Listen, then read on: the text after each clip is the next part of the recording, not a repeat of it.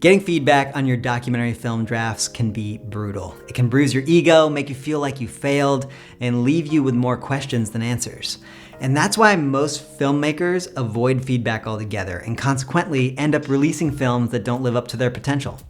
In this video, I'm going to share how you can develop feedback loops in your creative process that help you build momentum instead of kill it. I'll go over why feedback loops are so important, 5 different models for structuring feedback sessions used by some of the world's top storytellers, and what language you can use with friends, family, and strangers to increase the likelihood that their feedback will yield valuable insights that you can immediately take action on. Hey everyone, my name is Austin Meyer. I'm a documentary filmmaker, National Geographic Explorer, and on this channel I share the field-tested skills, mindsets, and lessons that have helped me on my journey as a documentary filmmaker. Back when I started studying creative writing and journalism at Stanford University, feedback loops weren't a big part of my process. My preference was for everyone to leave me alone while I did my creative work and then go enjoy the story when I finally published or screened it. It wasn't until I ended up in a class at the design school that I really started to see the value of getting feedback early and often. At the D School, I was taught that when we're developing products, we should create rough prototypes and test them right away because making ideas tangible and getting feedback from others exposes our missteps and assumptions while there's still time to do something about it. The idea is let's not spend tons of time and money developing something only to put it out into the world and learn that no one wants it. That's why at the design school, we were taught that feedback is a gift. That's a saying which has stayed with me ever since and is one that defines how I view feedback in the documentary filmmaking space. I say that while also acknowledging that feedback doesn't always feel like a gift. I have left feedback sessions dejected and in tears. But I do try to come back to that saying, feedback is a gift, because embracing it can be what takes you from being a good filmmaker to a great one. There are a bunch of different ways to get feedback on your films, but today I'm going to focus on 5 methods that I've personally used and found effective.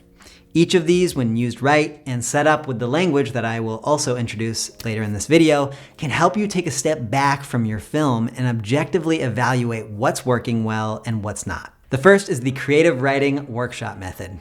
I call it this because this form of feedback is used more often in creative writing settings than film ones. However, it's just as useful for us. I'll describe how the in-person experience works, but know that it can be adapted for remote sessions too. Identify a group of people whose opinions you trust to watch your film, which I will illustrate here in the B-roll with my duck friends. Then invite them over for a film screening night while setting an expectation that it will be a night of feedback intended to help you make progress. Get everyone in the room, give as little an introduction as possible to what everyone is about to see, and screen the film. Then, after the film finishes, appoint someone else in the room to facilitate the feedback conversation amongst everyone in the room. And the reason you appoint someone else is because once the film finishes, you will not speak during the conversation. The idea is for you to sit back silently and be as present as possible as a listener, as everyone in the room discusses your film as if you were not there. The conversation facilitator should start by getting people to discuss what they enjoyed about the work.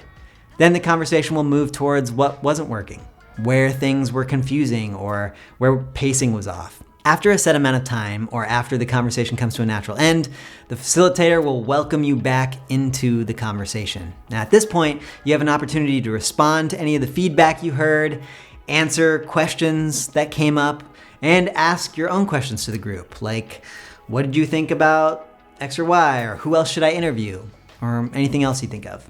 If you're going to adapt this session for remote feedback, consider asking everyone to watch your film before jumping onto a Zoom or Google Meet call, coming to the call with notes and ready to jump into discussion. Now, this type of feedback session has more structure than most. It can be very challenging as a filmmaker to remove yourself from the conversation and sit back silently. But those elements are put up as helpful guardrails to prevent you as the filmmaker from interjecting and defending your work.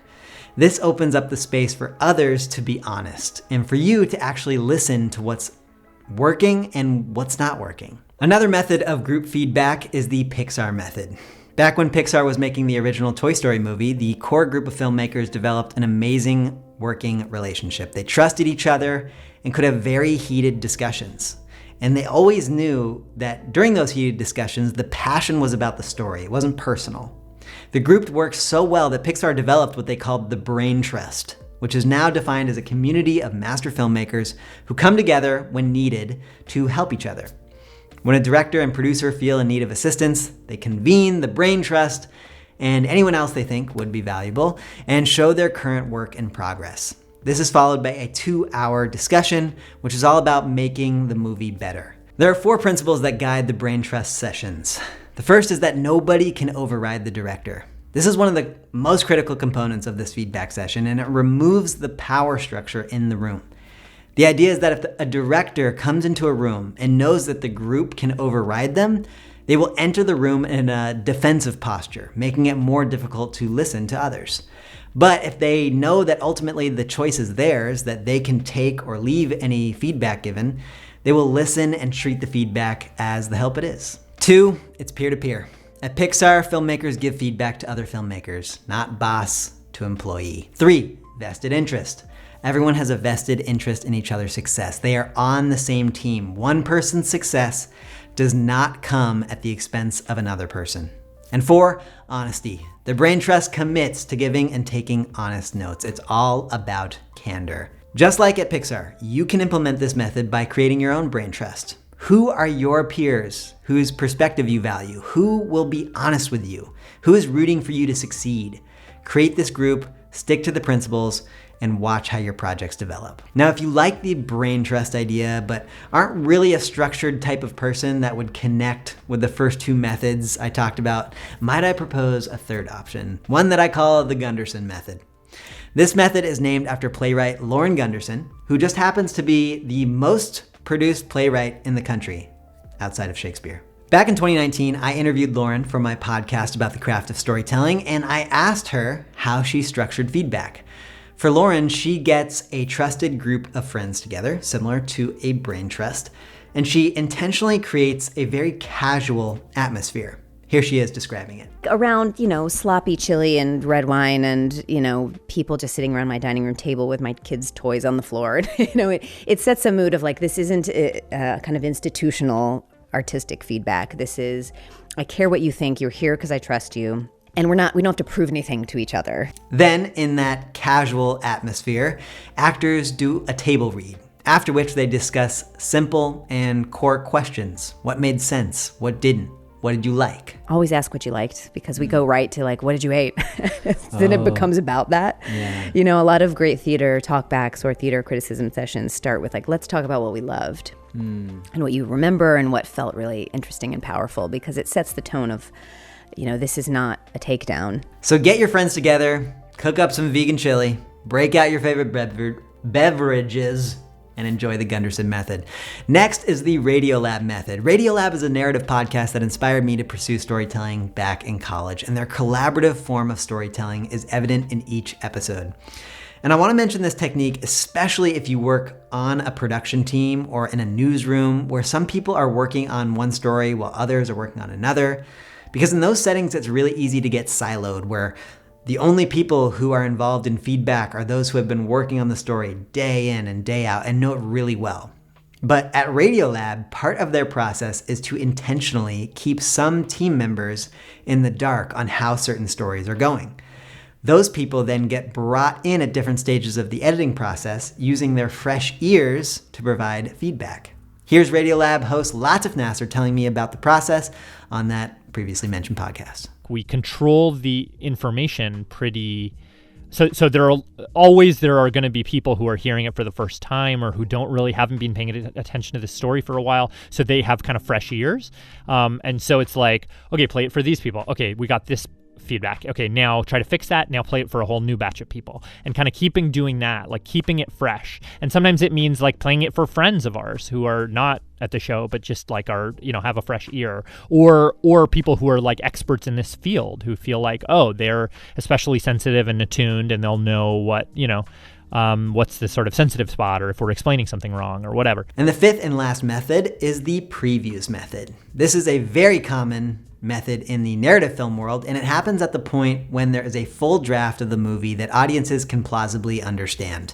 Something with a full story arc, temp music, maybe a basic color grade.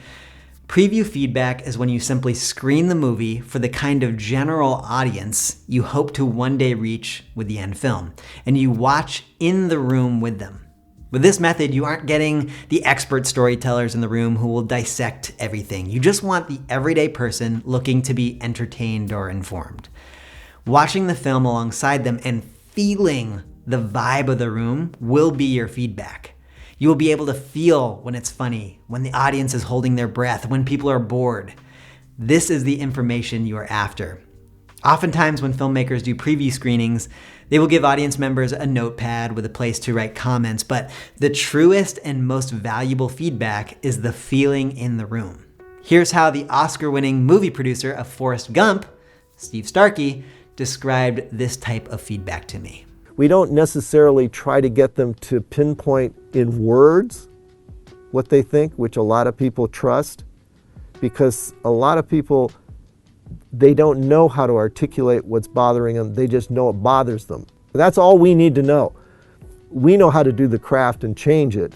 We just want to know, how are you feeling? All right, so those are the 5 methods of feedback sessions. But of course, whether or not you choose one of those or just choose to keep it simple with a one-on-one review, feedback can always go off the rails and make you feel like you don't ever want to touch your film ever again. So here are 5 tips for how to frame your feedback sessions that will increase the likelihood you get useful insights you can take action on. The first, why are these people in the room? When asking an individual or a group of people to give you feedback on your work, tell them why you came to them specifically. Do you value their perspective? Do they understand character or have a keen eye for composition? Or maybe you just want the perspective of someone who has no context for the project. Sharing this information with people will prime them to not only be in a certain mindset when they watch your work, like really paying attention to character if you said how they understand character so well, but it will also help you feel like you're both on the same team and both valued for what you're bringing to the moment. One thing that I will almost always say is, I'm asking you for feedback because I know I can trust you to be honest with me, even when it's a hard truth. This sets the expectation of candor and endows them with a role they will now feel responsible to take on, which is going to benefit the project. Tip number 2, what stage are you in? Before you show your work to people, give them some context for where you are in production. Are you on your first draft? 10th draft? Are you in the exploratory phase? Are you picture locked? This will help guide the conversation and will prevent you from getting feedback that's irrelevant based on the stage. There's no need for color correction feedback when you haven't even figured out the story you're telling yet. Tip 3, ask for what kind of feedback you want. There are endless ways to watch a piece and offer critique. Asking for what kind of feedback you want will help narrow that scope. It will help your friends, help you. You could say things like, I'd love to hear your thoughts about this particular character or this plot line or what's not working in this section, or I'll take anything. This language will help you get the information that you really need. Number 4, start with positive. I've already hit on this throughout the video, so not much more to say, but not only does positivity set the tone, but it's also extremely valuable information to know what is working well in the film that you're working on. And number 5, encourage questions. Sometimes a feedback group will open up more when you ask them prompted questions. How did you feel about this? Were there any moments you were confused? So feel free to ask questions, but also encourage others to ask questions. Your friends don't need to have answers for you. Instead of saying, this didn't resonate with me, someone can ask, what were you intending to convey with this scene? At that point, you as the filmmaker will be forced to articulate intentions, which can put a spotlight on a section that needs work. So with all of this information, I hope you are feeling excited about the potential of adding some more feedback loops into your filmmaking process. As you do so, remember this: it's easy to criticize anything. It's hard to create. It's brave to create. And whatever you have made up to this point, it's good work, even if it's not working yet. I'll see you next week. Until then, feel free to drop some feedback from me in the comments. I'll meet you there, and also go out and tell some stories.